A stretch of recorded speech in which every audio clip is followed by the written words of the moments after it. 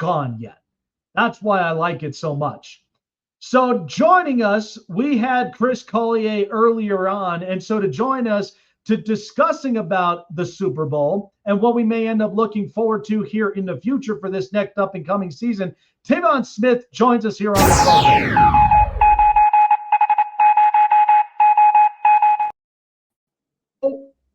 People didn't understand this, Tevaun, but here's what I saw.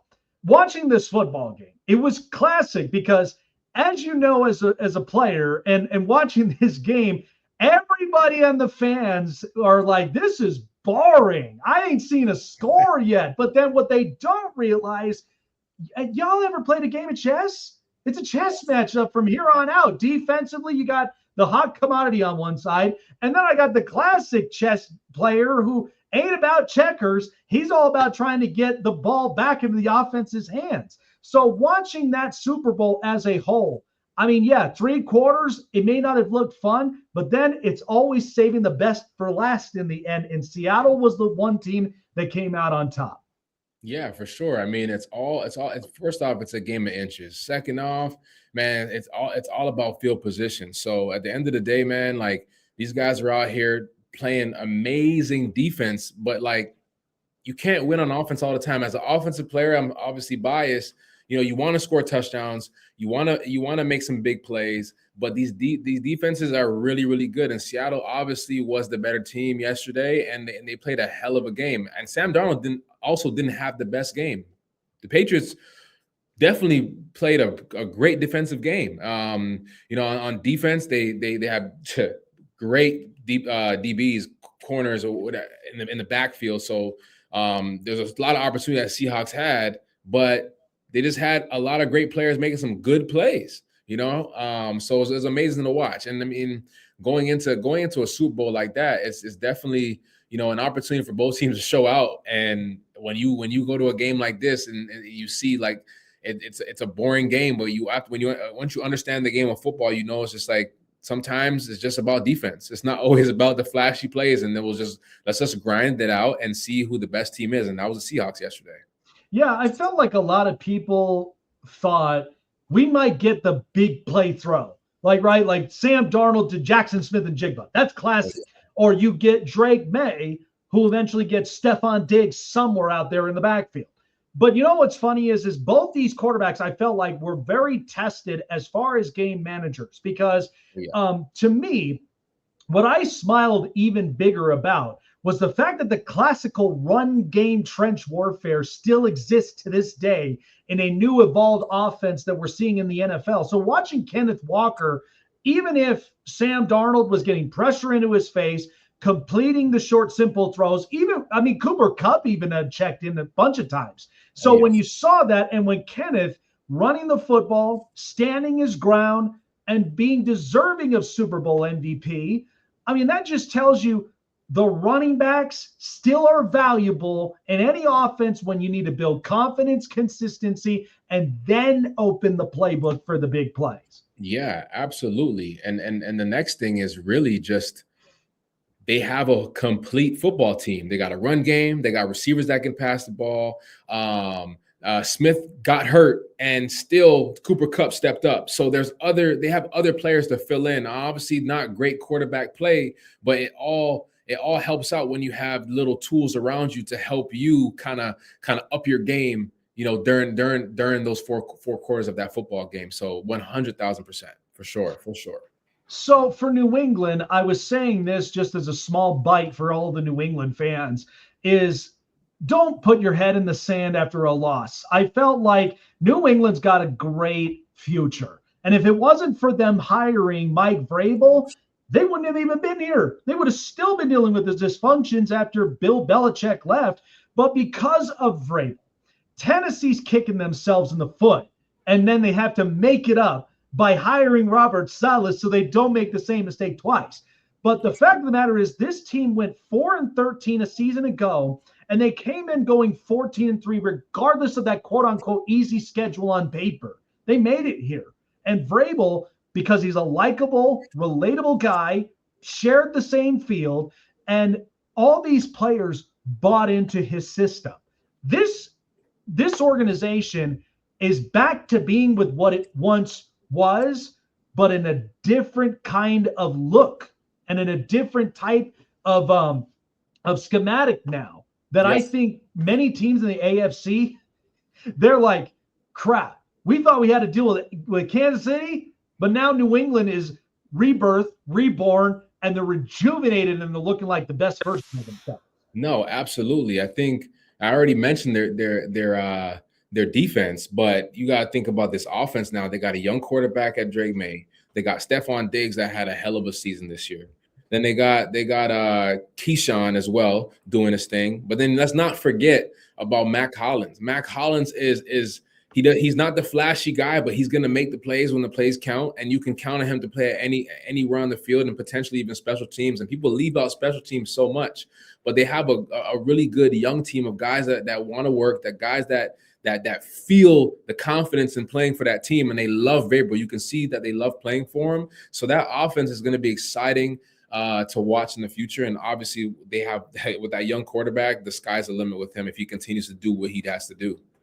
So a couple of the organizations you played for in the NFL. So first off, I had the pleasure of having Chris Collier, who's currently in the building with the Raiders. And he's already saying, everybody, we're excited and y'all should be too, with Klint Kubiak now being the head coach of the Raiders. So here's the thing. You've been there in their Oakland days. This organization needed juice. They needed consistency. They needed structure. I thought they were going to get this with Pete Carroll. Unfortunately, we were all wrong. But, however, I mean, they got the number 1 overall pick. It sounds to me that pick will be Fernando Mendoza. I see it otherwise because I'm looking at the offensive line. I'm looking at the secondary play. I got to get more assets before I feel I've got the quarterback. But with Klint Kubiak, it kind of feels like this offense has a breathing chance that it will be much better and much more focused. What do you think of this hire? Honestly, I think it's a good hire. It seems like guys are excited about the season. They already have some pieces on that team. So to fill that in, whether it's a quarterback or somebody that's in dire need at whatever position it is for them, I think they have it's definitely an upside. And for one, they also have a great relationship and somebody involved that's a Hall of Famer in Tom Brady, and he's going to have a big part. As little as a role that they portray, I think he has so much of a big part of what gets into that building. So it's going to be exciting to see who they bring in, why they bring them in, and I can't wait to watch them play, especially because they have some sort of affiliation or relationship with Tom Brady in that building. You just never know, right? Yep, and they've got that youngster, John Spidek. So let's see what that young GM he's got on the back of his back pocket with a lot of these draft picks. And then not to mention, they got some money to spend too. So who knows who they bring in this building. So this will make you giggle a little bit. But what am I supposed to think about the Jacksonville Jaguars now after what I watched this season? I mean, that was fun.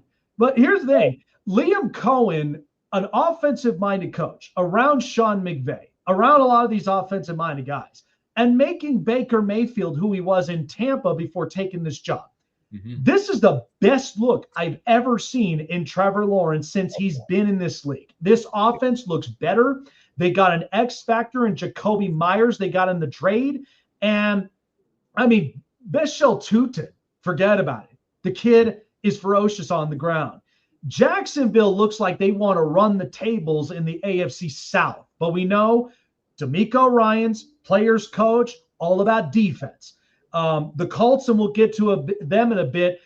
I felt bad with the way it ended, but, man, the start, they would love to have that all season long. And then you got Tennessee with Robert Saleh. What am I to think about this South? Because a lot of things are going to be changing here next year.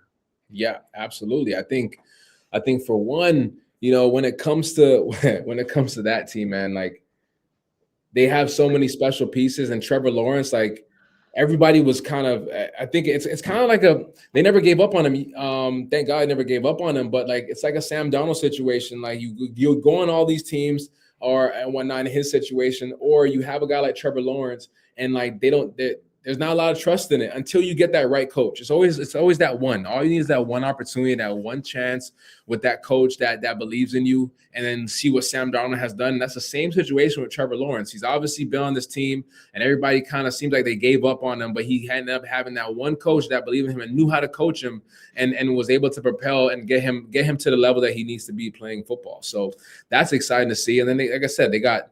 I mean, you can't forget about Travis Hunter. He's an amazing athlete. Did a lot of good things when he was up and like going into the season. So you just never know. I know that he has a lot in him. I know that he's got a lot of potential. So it's going to be exciting to see him as well. But to your point, they got the Colts that are really good football team. You know, it was very unfortunate what happened this year with the injury. But that division is strong. So we don't know what's going to come out of that. It's kind of up in the air, like you said. Like you just never know. But it's going to be some great football in that division. I felt with the Colts, this is what was interesting. The first few games, I think it was the first 8 games, was exciting football in Indianapolis. And you got to think, Indiana was feeling themselves. Indiana football program won a natty. Notre Dame made it to a national title. And then the Indiana Pacers represented in the finals. Then it's all about, well, what about the Colts? So here's the thing. It was sad for the late Jim Irsay passing, but however, when have you ever seen a football team like this where the daughters were heavily involved in what's happening with the state of the team? I felt like that was some serious juice, some serious energy. And I know I'm seeing this all around. And listen, here's the fact. Women mature faster than men do. It's just how it is. They manage our finances. They find a way to structurize it so it helps our consistency in the end. I mean, you're looking at this in Detroit. The daughter took this over, and the Lions now have a healthier culture. I would not mind this. If I got somebody that can manage this, and then at the same time, Chris Ballard and Shane Steichen, they're going to run this thing back, and the draft picks hit. So the Colts, what now needs to be, like, what has to be addressed? I know the quarterback has to be the biggest one because of Daniel Jones and the way he went down. But then there's Anthony Richardson. What do you make of this? Is this something that the Colts, is it kind of a simpler fix, or is there a little bit more to the story than people think? I think a little bit of both. I think there's a little bit more to the story, but I also think that they know what position needs to be fixed, and it's not a secret. It's at quarterback. So with them, it's gonna be interesting. I want to touch the point on having women in business. Like they're a lot more. They're smarter. They know what they're doing. They're very meticulous about things. And I know as a GM for Chris Ballard, they're kind of on his ass. Like they want to know, they want to learn, they want to understand. So when you're explaining to somebody like them, with them being so involved, it kind of makes you as a GM like, hey, I need to make sure I communicate this the right way so they can understand this. Not to say that they don't understand football because they've been around it for the rest of their entire life, but you just know that, hey, like they're trying to come into this room and actually learn everything. You see them fully involved. So that's going to be I think they're in great hands with women in business, and that's going to be cool to see. But we can't ignore the position that that needs to be fixed, is that quarterback. What that looks like, we don't know. Maybe they I don't know if they want to trade up for something. That'll be great to see. Keep the boy in Indiana. Don't know if that'll happen, but they got to push real hard for that one. So I'm excited. I'm excited for the Colts. Obviously, I'm a former player of the Colts, so I'm a little biased, but you know, it's great. It's definitely great to see. It's great to see what has happened over the years with them. Absolutely. And you know what? Jonathan Taylor looking like his healthy best. That was a sight to see for sure. They got nickel. They got some good things going on over there for sure. Absolutely. So obviously we got the Winter Olympics going on right now, and go Team USA.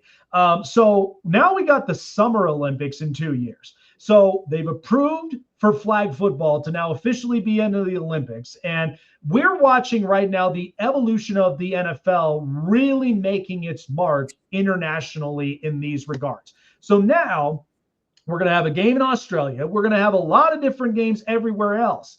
And you played in the Canadian Football League, so you've seen the atmosphere and the vibe there. And so to watch this, and now taking this into newer heights. Now, I know it's a flag football game. Obviously, you don't want your star players to get hurt, but you want it to be fun. You also want it to mean something, meaning it for your country, meaning it for, what you're representing. I mean, even if it's an organization, your family, or yourself. The one big thing is how I look at it. I just think the NFL has just really made its mark with marketing. They made its mark with its drafting quality because of the players we get in the college football realm. And it's only just uphill from here. So when you think about this, being an Olympic sport and getting into flag football, what do you think that's going to honestly look like? I mean, you've had the pleasures of playing in the States and playing in the Canadian leagues. Like, I think this is going to blow itself up worldwide at some point, right?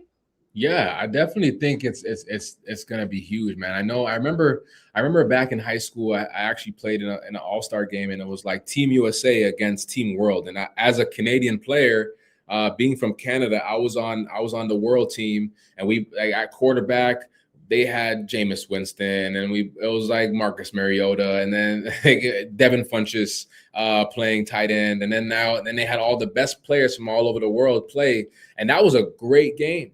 But now, going to an Olympic game, this means more. A lot of people want to represent their country. So I think it's going to be really, really fun. And I don't know who's going to play for Team USA, but I know for Team Canada, there's going to be a handful of guys that are interested. I've had conversations with people that either want to play or are calling me and see if I'm interested in playing. So it's definitely going to be cool. Not sure how I'm going to feel in 2 years to play, but I'd love to. It'll be fun.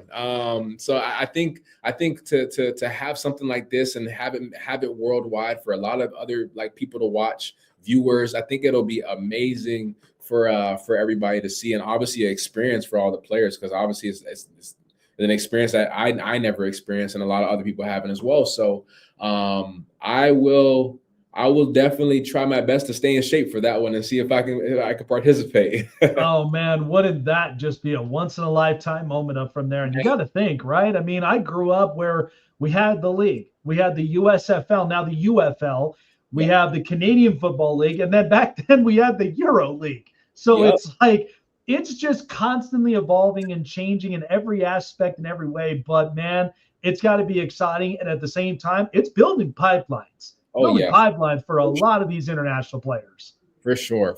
I think I've met, being on that world team and meeting a lot of guys in the Canadian Football League, and honestly in the NFL, they have guys from overseas as well signed to the teams, and it's growing everywhere. You see guys playing from Japan, playing from Australia, playing from all over the world, and there's a lot of places that you just never knew that they even actually play football. So to have them all in representing their countries, it's gonna be good, because like I said, you'll probably meet some guys that you never, I didn't know these guys were even played football over here, but they're over here balling, right? So definitely gonna be exciting to watch. Absolutely, man. Tevaun, appreciate you for stopping on by, man. What a Super Bowl that we had. Now we got to recoup, we got to recover and go through the free agency, the draft, and then we're back at it again for another season, man. It's going to be exciting. Enjoy it, man. Love to have you back on here soon, man, and see what next season is going to give us, man. Appreciate you for stopping by. No problem. Thank you so much for having me. You guys have a blessed one. Absolutely, man. All right, man. We were on fire